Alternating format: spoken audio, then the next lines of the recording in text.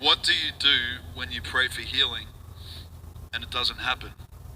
How do you deal with that? And what goes through your mind? How do you not let it affect your faith? What do we do with that one? What would Jesus do? That's my answer. All right, that's really the answer, I promise. Okay. What Jesus would tell you to do, Todd, is to take a look at 2 Timothy 2:15.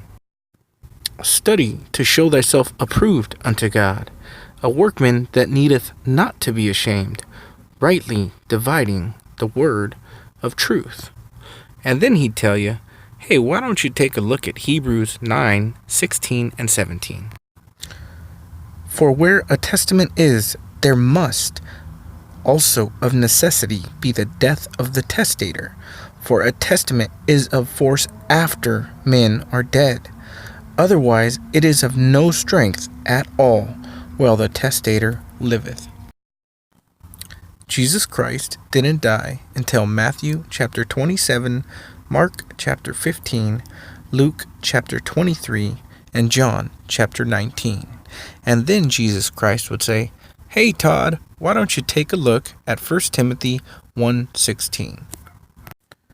Howbeit, for this cause I obtain mercy, that in me first Jesus Christ might show forth all long suffering, for a pattern to them which should hereafter believe on him to life everlasting.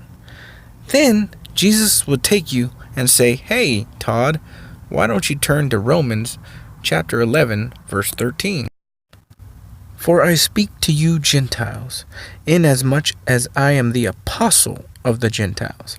I magnify mine office.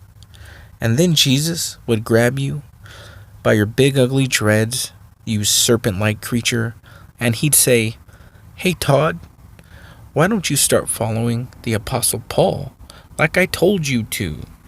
Why don't you start telling the people about the gospel of the grace of God that I gave to Paul? Why don't you start telling the people that today we walk by faith and not by sight, and we do not seek signs and wonders and miracles, because we have the full manifold wisdom of God, our King James Bible.